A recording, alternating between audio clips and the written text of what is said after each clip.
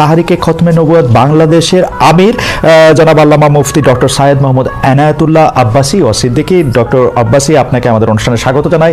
আপনি আমাদেরকে সময় দিয়েছেন, সেজন্য আমাদের কৃতজ্ঞতা এবং শুভেচ্ছা জানাবেন। ধন্যবাদ, আপনাকেও স্বাগত জানাচ্ছি এবং দর্শক মন্ডলী যারা আছেন তাদেরকেও অভিনন্দন জ্ঞাপন করছি। Thank you so much. আমি প্রথমেই আপনার কাছে যে বিষয়টি জানতে চাই, আমাদের অনেকগুলি প্রশ্ন রয়েছে, আমরা আপনার কাছ থেকে অনেক কিছু বুঝে নিতে চাই, অনেক কিছুর ইয়াও দিতে চাই। আপনার যদি কোনো প্রশ্ন আপত্তি থাকে আপনি সেটা জানাতে পারেন এবং আপনি উত্তর নাও দিতে পারেন। আপনি কিন্তু বসে আছেন একা, আমার কিন্তু কয়েক হাজার লোক বসে আছে আমার অপেক্ষায়, একটা শিডিউল প্রোগ্রাম আমি রেখে বসেছি আপনার এখানে। জি বলেন। যেহেতু আপনার মাধ্যমে আমার মেসেজটা আমি অনেকের কাছে পৌঁছাতে পারবো। জি বলেন। আপনি যে ব্যক্তির নাম নিয়েছেন তাকে আপনি কি দিয়ে তাকে স্কলার বলবেন? লক্ষ লক্ষ লোক হলে স্কলার হয়? এটা কোনো কথা নয়। দ্বিতীয় কথা হচ্ছে সে মুফতি নয়, ফতোয়া দেবার অধিকার রাখে মুফতি। স্কলার হওয়া এক জিনিস, ওয়াইজ হওয়া এক জিনিস, মুফতি হওয়া আরেক জিনিস। মানে আমার কথা হচ্ছে, আমি কি গ্র্যান্ড মুফতি বাংলাদেশে তা আমি বলছি না, এটা বলার অথরিটি আমার নেই, কিন্তু আমার ফতোয়াতে কলম বসাবার মতো 10টা মুফতি আপনি বের করে দেন। এখন অন্য মুফতিরা বলছে না কেন, সেটা একটা সাহসিকতার বিষয় আছে, সেটা আরো কোনো তাদের প্রতিবন্ধকতা থাকতে পারে। যেমন আপনি দেখেছেন আওয়ামী শাসনের সময় দেশের অনেক বড় বড় আলেম শেখ হাসিনার দালালি করেছে, তো তারা কি এমন কোন ফতোয়া দিবে যে সরকার বেকায়দায় পড়ে? এখন অনেক আলেম আছে যেটা বর্তমান সরকারের নির্লজ্জ সমর্থন করে যাচ্ছে, কিন্তু এই সরকার ক্ষমতা আসার পর থেকে আমি শরিয়ার কোরআন সুন্নাহর আলোকে যতটুকু সমালোচনা করা দরকার গঠনমূলক সমালোচনা করে যাচ্ছি। আর আমাদের মতো 2-4-10 জন যারা মিডিয়াতে আছে তারাই কিন্তু দেশের আলেম না, হাজার হাজার আলেম ওলামা পীর মাশায়েখ নীরবে নিভৃতে নির্জনে ইসলামের খেদমত করে যাচ্ছে, তাদের মতামতটাও দেখতে হবে। এখন যারা ফ্রন্টে চলে এসেছে, মিডিয়াতে চলে এসে সেলিব্রিটি হয়ে গেছে, তারাই কি বললো সেটা দেখার বিষয় না। এখানে তো যদি আপনি একটা প্রশ্ন আনেন যে আসলে শাতিনকে ক্ষমা পেতে পারে কিনা, বা রাষ্ট্র যদি শাতিনকে পৃষ্ঠপোষকতা দেয়, তার শাস্তি নির্ধারণ না করে, তাহলে কোনো জনগণ বিচারটা হাতে করতে পারবে কিনা? আপনি দেখুন পৃথিবীতে যত অভ্যুত্থান ও বিপ্লব হয়েছে জনগণ আইনকে হাতে তুলে নিয়েছে। আপনি 5ই আগস্ট দেখেন, বাংলাদেশে রাষ্ট্র ক্ষমতা যে এসেছে বর্তমান সরকার, এটা গণতান্ত্রিক পদ্ধতিতে হয় নাই, ছাত্র জনতা আইনকে হাতে তুলে নিয়েছিল। এই বিপ্লবকে আপনি অবৈধ বলবেন? যে 6-7 জন সমন্বয়ক নেতৃত্ব দিয়েছে তাদেরকে আপনি সন্ত্রাসী বলবেন? না, কিছু করার ছিল না। 15 বছরে যে জগদ্দল পাথর ফেসিবাদী হাসিনা বসেছিল, গণতান্ত্রিক পদ্ধতিতে এটাকে সরানো সম্ভব হয় নাই, আইনকে হাতে তুলে নিতে হয়েছে। অতএব যদি গণতন্ত্রের স্বার্থ রক্ষে আইনকে হাতে তুলে নেওয়া যায়, আল্লাহ তার হাবিবের সুমহান ইজ্জত এবং স্বার্থে আল্লাহ তার হাবিব সাল্লাল্লাহু আলাইহি ওয়াসাল্লামের ইজ্জতের বিপক্ষে কেউ কথা বলবে এবং ধারাবাহিকভাবে শাস্তি পাবে না, চলতেই থাকবে। আমরা শুধু মিটিং মিছিল করে লাঠি পেটা খাবো, গুলি নিব। স্যার আপনার কাছে মনে হয় না, স্যার আপনার কাছে মনে হয় না এটা আমাদের হাতে নিতে হবে? আপনার কাছে মনে হয় না এটা আপনার পয়েন্ট অফ ভিউ? বিকজ আপনি যা বলছেন, হ্যাঁ আপনি এটা ঠিক যে আপনি তো একজন স্কলার, শিক্ষক, পড়াচ্ছেন এবং আপনি গ্র্যান্ড মুফতি না হলে একজন মুফতি, কিন্তু আমরা ধরেন আমি এখন কথা বললাম হচ্ছে যে বাংলাদেশে কিন্তু এইটাও প্রচলিত যে যারা বলতেছে যে তারা আসলে যা কিছু পরীক্ষিত হাদিস নয়, যা কিছু পরীক্ষিতভাবে কোরআনের ফয়সালা নয়, তারা তা মানতে চান না। ধরা যাক ঈদে মিলাদুন্নবী সম্পর্কে তাদের একটা বয়ান আছে, তাদের আরো অনেক কিছু নিয়ে তাদের একটা বয়ান আছে।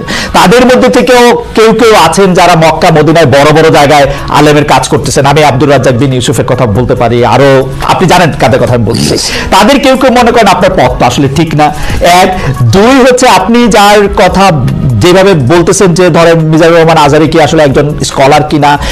এখন কেউ কেউ তো এই প্রশ্ন তুলেছেন যে জনাব এনায়েতুল্লাহ আব্বাসীও যথেষ্ট পরিমাণে এই জায়গায় আছেন কিনা। সেজন্য আমি জানতে চাইতেছিলাম যে আপনি যখন আইন হাতে তুলে নেওয়ার কথা বলেন স্যার, সেইটা কি আপনি কিভাবে তার যোগ্য, এবং আপনি ছাড়া আর কে আছেন এটার মধ্যে যোগ্যতার জায়গায় আর কি? আমি এখন বলছি, আমি মনে করি আমি গ্র্যান্ড মুফতি বাংলাদেশে। আচ্ছা, আপনি মনে করছেন আপনি গ্র্যান্ড মুফতি? ওকে, এবং এটা আমি চ্যালেঞ্জের। ওকে ওকে, আমার ফতোয়ার বিপক্ষে আমি শোনেন, আমার ফতোয়ার বিপক্ষে যে যাচ্ছে তাকে আমার সাথে বসান, আপনার প্ল্যাটফর্মে বসান। দ্বিতীয় কথা হচ্ছে ঈদে মিলাদুন্নবী নিয়ে যে আপনি প্রশ্ন করেছেন, ঈদে মিলাদুন্নবী সাল্লাল্লাহু আলাইহি ওয়াসাল্লাম নিয়ে অনেক ডিবেট হয়েছে এবং ঈদে মিলাদুন্নবীর পক্ষে যারা, তারাই বিজয়ী হয়েছে। আর বাংলাদেশে ওলামায়ে দেওবন্দের একটা বিরাট অংশ যারা মূল ধারার, তারা কিন্তু ঈদে মিলাদুন্নবী নিয়ে কখনো বিরোধিতা করে না। কিছু মাত্র স্কলার আছেন যারা কোনোভাবে সাকসেস হয়ে আছেন তারা ঈদে মিলাদুন্নবীর বিরোধিতা করে। আমরা বলি মিলাদ যার সিরাত নার তার, মিলাদুন নবী সাল্লাল্লাহু আলাইহি ওয়াসাল্লাম ব্যানারও মাহফিল হতে পারে, সিরাতুন নবী সাল্লাল্লাহু আলাইহি ওয়াসাল্লাম ব্যানারও মাহফিল হতে পারে।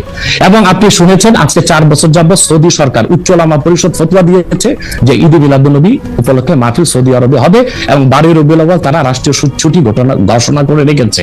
এবং বাংলাদেশে বর্তমান সরকারও যথেষ্ট আলেম ওলামা আছেন যারা কওমি ঘরানার এবং দেওবন্দ ঘরানার, যাদেরকে আমরা আহলে হক মনে করে থাকি এবং আমরা মনে করি জৌনপুর, ফুরফুরা, সারসিনা, আহলে সুন্নাত, আহলে হক একই ধারাতেই চলে আসছে। তারাও কিন্তু ইসলামিক ফাউন্ডেশনের দায়িত্বে আছে এবং তারা কিন্তু এবারও ঈদে মিলাদুন্নবী ব্যানারে প্রোগ্রাম করেছে এবং আমি সেখানে অংশগ্রহণ করেছিলাম একদিন। অতএব বিচ্ছিন্নভাবে কে কি ঈদে মিলাদুন্নবীর বিরোধিতা করলো, আব্দুর রাজ্জাক সাহেবের নাম বলেছেন, ওনাকেই বসান আমার সাথে কথা বলি, সংলাপ হতে তো কোনো দোষ নাই। ওকে, বা আপনি আরো যাদের কথা বলেছেন আচ্ছা তাদেরকে বসান আমাদের সাথে। আচ্ছা, আমার এখানে একটা সম্পূর্ণ জাস্ট প্রশ্ন আছে আইনের ব্যাপারে। যেহেতু তেহরিকে খতমে নবুয়তের শাখা যুক্তরাজ্যেও আছে, এখানেও আছে, আপনি একইভাবে এই কথা বা ভারতের পশ্চিমবঙ্গের কথা বলেছেন, এইখানে যেটা বলছেন সেটা কি যুক্তরাজ্য এবং ভারতের পশ্চিমবঙ্গের জন্য প্রযোজ্য? যুক্তরাজ্যেও যদি কেউ এই ধরনের কথা বলে তাকেও কি আপনি এরকম একটা কথা বলবেন বা বলতে পারবেন? জি জি বলবো। আমি যুক্তরাজ্যে যে সাফার করে এসেছি সেটা শোনেন আগে। 2 বছর আগে আমি যুক্তরাজ্যে গিয়েছিলাম। আমার 7টা প্রোগ্রাম ছিল। 4টা প্রোগ্রাম করতে পেরেছি, 3টা প্রোগ্রাম আমি করতে পারিনি। এবং সেখানে আমার বিরোধিতা করেছিল নাইজেল ফারাজ।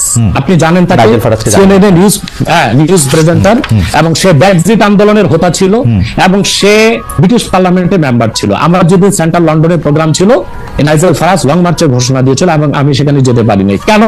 নাইজেল ফারাজ 23টা প্রতিবেদন করেছিল আমার বিপক্ষে। তার মধ্যে উল্লেখযোগ্য ছিল যে আমি মুরতাদের শাস্তি মৃত্যুদণ্ড চাই। বাট ব্রিটিশ পুলিশ আমাকে অ্যারেস্ট করেনি এবং ব্রিটিশ পুলিশ আমাকে শুধু প্রোগ্রাম করতে দেয়নি সহিংসতা বেশের জন্য।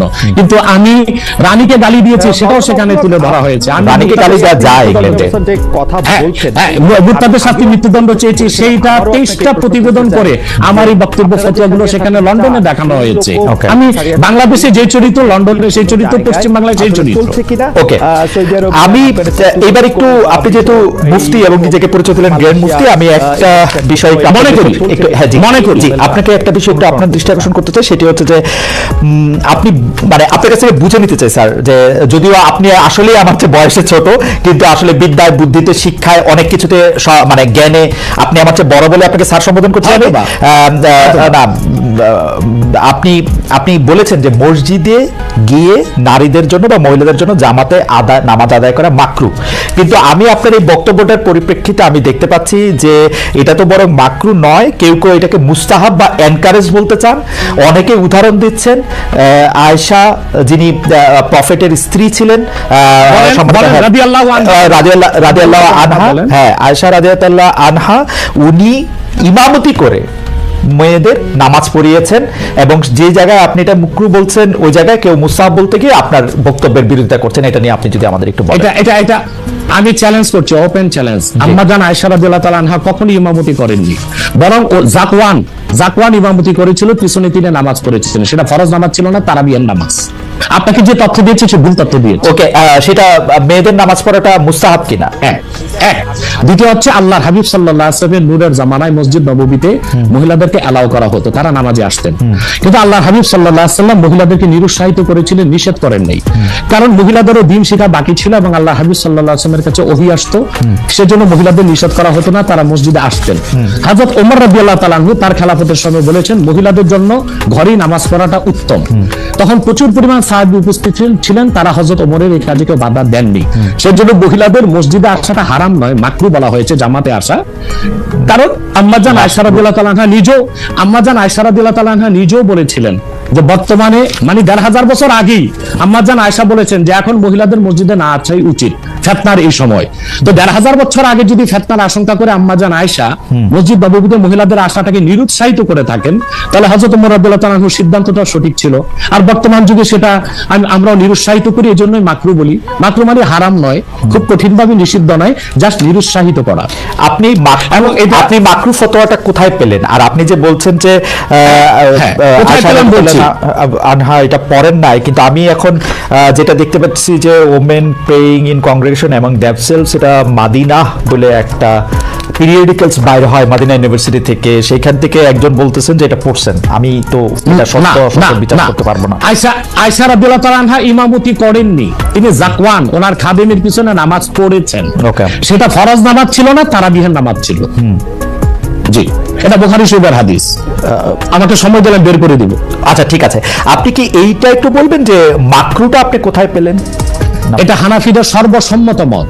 হানাফিদের সর্বসম্মত মত যে মেয়েদের মসজিদে গিয়ে নামাজ পড়াটা মাকরু। জামাতে হজের সময় ওটা ভিন্ন বিষয়, ওইটা ফরজ, হজটা ফরজ, এবং সেখানে নামাজ আদায় করা ওই সময় মেয়েরা নামাজ আদায় করতে ওরা করতে পারবে, কিন্তু পরে আর এমনিতে নরমালি আর পারবে না।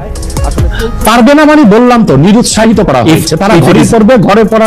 স্যার এটা যদি মাকরু হতো তাহলে কি হজের সময় এটা পড়াটা জায়েজ থাকতো? না, স্থানকাল ভেদে পার্থক্য আছে না। আপনি এখন তো আপনি আজকে আগামীকাল দুপুরে আপনি পানাহার করতে পারবেন, কিন্তু পহেলা রোজা দুপুরে পানাহার করতে পারবেন, সেটা হারাম হয়ে যাবে না? তার মানে স্থানকাল পাত্র বেশে হুকুমটা ভিন্ন হবে না? হবে, কিন্তু যেটা হজে পারমিটেড, যেটা হজের মাঠে পারমিটেড, সেটা আর পৃথিবীর কোথাও মাকরু হতে পারে?